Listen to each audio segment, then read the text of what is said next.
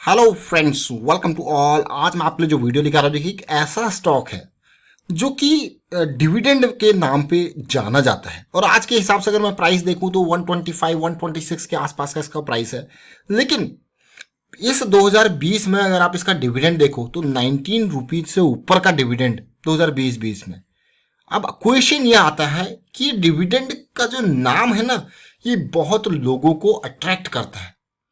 और मैं आपको फिर से एक बार कहूंगा कि डिविडेंड के नाम से अगर आप अट्रैक्ट होते हो ना, तो फिर आप बड़े, मैं कहूंगा बहुत ही बड़ी परेशानी में फंस सकते हो, बहुत ही डेंजरस सिचुएशन में जा सकते हो।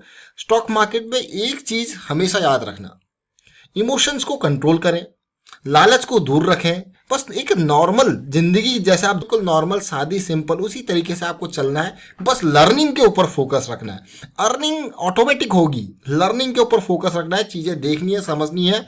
और जैसे किसी चीज के ऊपर कोई न्यूज आई, उसके ऊपर एकदम रिएक्शन देना, कोई चीज हो गई एकदम घबरा जा, चीजें आपको निकालनी पड़ेगी। अब आप कहोगे ये कैसे निकलेंगी? देखिए, मार्केट यहीं रहेगी, कहीं नहीं जा रही। मार्केट 1 साल 2 साल 3 साल 5 साल और कई सालों से है, और आगे भी कई सालों तक रहेगी। बस आपको कंट्रोल करनी है अपने इमोशंस। अब ये स्टॉक के बारे में मैं आपको दिखाता हूँ, समझाता हूँ आपको। फिर आप कहोगे क्या स्टॉक खरीदे या नहीं खरीदे, ये डिसीजन आप खुद लोगे। और मार्केट में डिसीजंस आपको खुद लेने होते हैं, इसीलिए हमेशा टिप सर्विस को अवॉइड करें, एनालिसिस के ऊपर फोकस करें। Learning should be primary than earning. अब मैं सीधे जिस तरफ बात कर रहा हूं आप समझ जरूर गए होंगे ये डिविडेंड का नाम।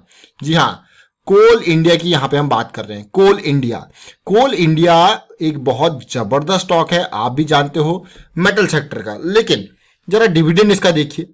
अभी कुछ टाइम पहले फरवरी मार्च के टाइम पे 12 रुपए का इसने डिविडेंड दिया था, और इस स्टॉक का प्राइस 126 के अराउंड अभी के टाइम पे है, 125.90। अभी आज का प्राइस, आज यानी कि 11 नवंबर का प्राइस।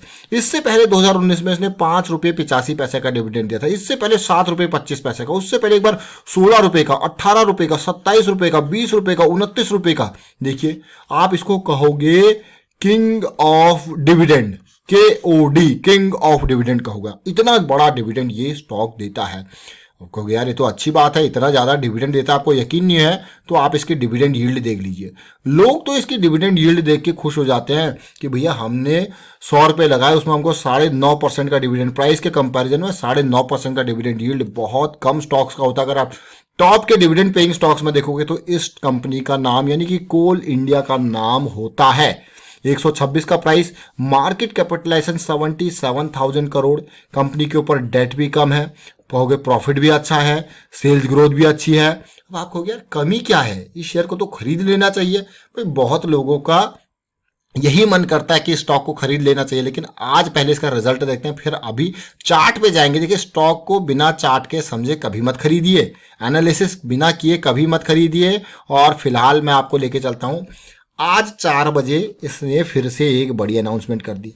जो 12 रुपए का डिविडेंड इसने मार्च के टाइम पे दिया था, आज इस कंपनी ने कहा कि मैं और डिविडेंड आपको दूंगी। कितना डिविडेंड दूंगी ये देखिए, कंपनी ने कहा मैं 7.5 रुपए का डिविडेंड और यहाँ पे दूंगी अपने शेयर होल्डर्स को।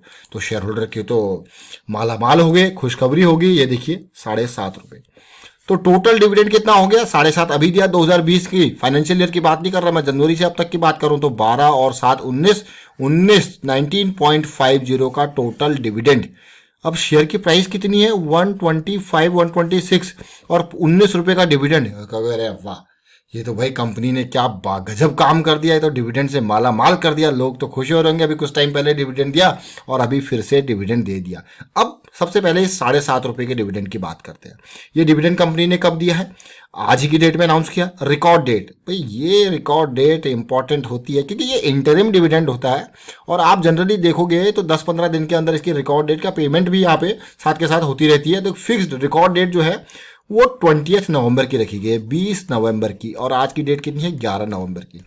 अब जब भी डिविडेंड अनाउंस होता है तो लोगों के मन में क्वेश्चन होता है मैं शेयर को कब खरीदूं, रिकॉर्ड डेट कब है, कैसे, क्या चीज़ है, क्या कैलकुलेशन होगी, पेमेंट डेट कब है। तो ये सारी क्वेरीज हमें पता है बार बार आती है हमारे पास कमेंट्स के थ्रू, तो इसीलिए हमने एक जेनेरिक वीडियो यहाँ पे बना दिया, और आप डिस्क्रिप्शन में उसका लिंक आप देख सकते हो, वहाँ से आपको क्लैरिटी मिल जाएगी कि डिविडेंड आपको मिलेगा या नहीं मिलेगा, आप एलिजिबल हो या नहीं हो। और मोटा मोटी ये है कि रिकॉर्ड डेट के दिन आपका नाम खातों में होना चाहिए। तो सारी चीज़ वहाँ पे समझा रखी है। 27 नवंबर से पहले आपको पेमेंट यहाँ पे हो जाएगी, ये समझ गए होंगे आप। अब कंपनी का थोड़ा सा मैं नतीजे आपको और बता दूं। यहाँ पे नतीजे अगर देखते हो तो ये कंसोलिडेटेड नंबर से सारी फिगर करोड़ में है। टोटल इनकम अगर मैं देखूं तो पिछले साल के कंपैरिजन में बढ़ती हुई थोड़ा सा नजर आ रही है। 200 करोड़ के आसपास का जंप देखने को मिल रहा है। 22,000 करोड़ से बढ़ के 22,237 करोड़ के आसपास है। और कंपनी के एक्सपेंसेस भी यहाँ पे अगर देखोगे तो बढ़े हुए देखने को मिल रहा है। तो प्रॉफिट में जंप आया या नहीं आया उसको देखते हैं, समझते हैं कि प्रॉफिटेबिलिटी कैसी रही। देखिए, अब प्रॉफिट बिफोर टैक्स देखा जाए तो डाउन है। प्रॉफिट फॉर द पीरियड अगर मैं देखूं तो वो आप देखिए क्लियरली डाउन देखने को मिल रहा है। और कंपनी ने यहाँ पे डिविडेंड की, ये सरकारी कंपनी है तो सरकारी कंपनी है तो भाई सरकार डिविडेंड के थ्रू यहाँ पे अपना इनका प्रॉफिट का हिस्सा ले लेती है। 3522 करोड़ लास्ट ईयर का प्रॉफिट था, इस बार 2951 करोड़ है प्रॉफिट। अब बात यह है, अब आपका जो क्वेश्चन है ना कि शेयर को खरीदे या नहीं खरीदे, उसके ऊपर चलते हैं। वो सारी डिटेल, खरीदे नहीं खरीदे, क्या करें, बहुत क्वेश्चन आते हैं, वो तो सारी डिटेल आपको टेक्निकल से पता लगती है। अब टेक्निकल पर चलिए और समझिए स्टॉक को। इस स्टॉक ने आपको डिविडेंड दिया। ये स्टॉक 440 रुपये पे ट्रेड करता था 2015 में। आपको इसने साल में मान लो 100 रुपये पे 20 रुपये 30 रुपये का डिविडेंड दे दिया। आज की प्राइस इसकी है 126 रुपये। तो पिछले 5 सालों के अंदर ये स्टॉक 400 रुपये से 126 रुपये तक आ गया। लेकिन शेयर आपके पास अवेलेबल, अगर आपने नहीं बेचा होगा तो खूब डिविडेंड में माल कमाया होगा और यहाँ पे शेयर डाउन जरूर है। लेकिन मैं एक बात यहाँ पे बताना चाहता हूँ आपको। देखिए, स्टॉक पहले तो लोग स्टॉक को डिविडेंड, क्योंकि टैक्स फ्री होता था तो थोड़ा सा फायदा भी होता था, अब वहाँ पे भी आपको टैक्स देना पड़ता है एक लिमिट के बाद, तो वो भी एक कंसर्न हो गया। लेकिन ये स्टॉक अगर पर्सनली मैं कहूँ तो मुझे बहुत अच्छा लगता है। अब आप कहोगे क्यों अच्छा लगता है? ये स्टॉक बहुत पैसा कमा के देता है। कैसे? आप लॉन्ग साइड की सोच रहे होंगे, मैं शॉर्ट साइड की सोच रहा हूँ। इस स्टॉक में जब थीसिस बनती है ना तो मज़ेदार कमाई होती है। थीसिस जब एक बार बनती है तो मज़ेदार कमाई होती है और कई दिनों तक ये अपॉर्चुनिटीज देते रहता है, वो भी शॉर्ट साइड में, लॉन्ग साइड में नहीं। लॉन्ग साइड में तो ये खाली डिविडेंड जब अनाउंस होता है वो आपको डिविडेंड मिल गया और लॉन्ग साइड के रिटर्न शॉर्ट टर्म में थोड़ा बहुत कभी कभी आपको देखने को मिलेगा। अदरवाइज ये शॉर्ट वालों का स्टॉक है, समझ रहे हो आप। अभी कहोगे यार लॉन्ग टर्म के लिए खरीद लेते, जरा सोचिए यार, किसी ने लॉन्ग टर्म के लिए सोचा होगा खरीद लेते, आप तो कहाँ तक ये शेयर पहुंच चुका है, सोचिए। तो इसीलिए मुझे जब भी मैं पूरे के पूरे अगर लॉन्ग टर्म पर्सपेक्टिव से बात करूँ तो आपको ओवरऑल पॉजिटिव ट्रेंड चाहिए। अब आप शॉर्ट साइड की बात करेंगे तो इतने अच्छे अच्छे स्ट्रक्चर मिलते हैं। ये देखिए जरा, ये सिंपल बेसिक स्ट्रक्चर मिलते हैं और ओवरऑल डाउन ट्रेंड। देखिए, इम्पल्स, करेक्शन, इम्पल्स, और ये देखिए ये स्ट्रक्चर आप देख पा रहे हो, बहुत मौके इसने दिए। अभी रिसेंटली एक स्ट्रक्चर और बना के दिया, अभी जंप कर रहा है, कब नीचे गिर जाए पता नहीं है। ये स्ट्रक्चर क्या है? अब इनके बारे में बात होती है कि स्ट्रक्चर क्या है, कैसे इनको एग्जीक्यूट करें। तो भाई कभी भी स्टॉक मार्केट में एंटर कर रहे हो तो अप ट्रेंड और डाउन ट्रेंड की पहचान तो कीजिए। आपको ये जरूर पता होना चाहिए कि whether you are in up trend और इन डाउन ट्रेंड। अब आप कहोगे यार up trend in down trend से क्या मतलब, यहाँ पे तो ये अप ट्रेंड में है। अब इसीलिए हम कहते हैं यहाँ पे पिक्चर में आती है मल्टी डायमेंशनल व्यू। अलग अलग तरीके से सोचो उसको। कैसे सोचो? अलग अलग तरीके से। स्टॉक कहाँ पे अप ट्रेंड में है? अगर वीकली चार्ट को एनालाइज कर रहे हो तो डाउन ट्रेंड में है। अब इस टाइम फ्रेम पे आप देखोगे यार ये तो थोड़ा सा पॉजिटिव, छोटे टाइम फ्रेम के हिसाब से देखोगे आपको थोड़ा पॉजिटिव दिखेगा। तो इसीलिए सबसे पहले आप खुद को देखो, आपका गोल क्या है, आप क्या करना चाहते हो इस स्टॉक के साथ, तभी आपको पिक्चर क्लियर हो जाएगी। तो ओवरऑल पिक्चर आपने देखी। अब कई लोग क्या होंगे, उन्होंने देखा भाई वीकली जब यहाँ से लेवल तोड़ेगा फिर हमको मौके मिलेंगे इंट्राडे के, और हम भी यही अपॉर्चुनिटी देखते हैं इंट्राडे के या फिर फ्यूचर शॉर्ट करने के। ये देखिए ये लेवल टूटेगा तो हम इसमें जाएंगे, एंट्री मारेंगे, शॉर्ट में बेचेंगे, माल कमाएंगे खूब। देखिए ये देखिए धीरे धीरे, क्योंकि हम यहाँ पे क्लियरली कई अपॉर्चुनिटीज ग्रैब करते हैं। ये देखिए, और हमारे जो लर्निंग मेंबर है वो इस तरीके के बहुत सारी अपॉर्चुनिटी इनको इजीली मिल जाती है। अब आप समझ रहे होंगे कि ये स्टॉक को खरीदना चाहिए, बेचना चाहिए। देखिए, मैं अगर पर्सनली कहूँ तो मैं कभी भी इस स्टॉक में डिविडेंड के लालच में नहीं आऊँगा और यहाँ पे जैसी जैसी अपॉर्चुनिटीज शॉर्ट की मिलती है उनको ग्रैब करता रहूँगा। बाकी आपके ऊपर है। और डिविडेंड जरूर देता है, लेकिन डिविडेंड देखिए, आप 20 रुपये का डिविडेंड दे दिया इसने कब से, 2020 के टाइम से, और 140 रुपये से 126 रुपये तक आपको यार 20 रुपये का तो डिविडेंड दे दिया, और क्या चाहिए।